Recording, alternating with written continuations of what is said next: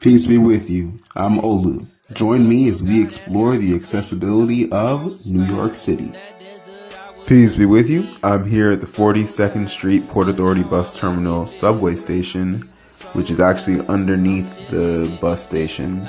Watch till the end to see this place's accessibility grade and the best accommodation solutions. And we are going to explore how inaccessible this accessible accommodation is. So rather than having an elevator like most subway stations that are accessible, this has a ramp, a multi-level ramp, and you can see how fast I had to stop there and catch myself. You can see how fast I'm going. Right now I'm holding on to both these railings with my hands and still almost went crashing into the wall. Turned, and there's a second level. I have rubber gloves and I'm clinging on to these railings on the side to slow myself down so that I don't crash. So this, first things first, creates a massive safety hazard for a wheelchair user. Some chairs might have a feature that can slow going down ramps. That's only if it's an electric chair.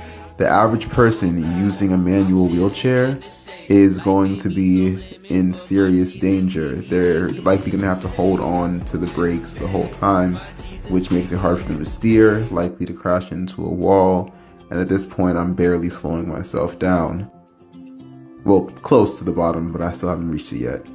And this is going to be an issue when it comes to going back to the top. So now, here we are on the platform, and as you can see, this is 42nd Street Station, and the trains that stop here are the A, C, and E trains.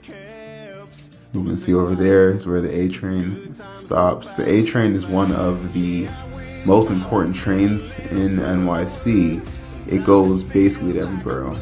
So now we are going to go up this ramp, and I want you guys to keep in mind that the chair that I'm using in this video has a motor in it, which allows me to make this journey far more easily than someone would with a manual chair, even carrying this bag on my lap. As you can see the corner of that silver bag.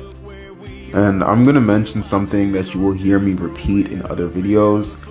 Accessibility accommodations are not only for people with disabilities, they're for the benefit of society in general. So imagine a mother with a stroller who doesn't have an elevator and she has to push her baby with maybe her groceries up all of these levels. In New York, a lot of people don't drive and a lot of people don't have washing machines in their apartment or in their buildings. They go to a laundromat and they carry their laundry in push carts, or they carry their groceries in push carts. And having to push this all the way up these stairs, it's something that an able-bodied person who is perfectly fine and in a stable condition might only find inconvenient, but somebody who, say, has an injury, maybe they have a broken leg, maybe they are exhausted or dealing with fatigue, maybe somebody has various conditions that are just difficult for them, somebody pushing a bicycle, somebody who is carrying a lot of supplies. You know, people pick things or furniture up off the street and take it back home with them, and they carry it on the subway, and then instead of having an elevator to make that journey more feasible, they would have to walk all the way up this ramp. This is an inconvenience for everyone, but it's actually totally just fails to be accessible for people with disabilities.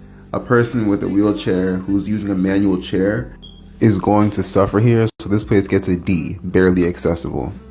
And the accessibility accommodation is not rocket science. Please build an elevator. If there are structural difficulties preventing that, let's find a solution.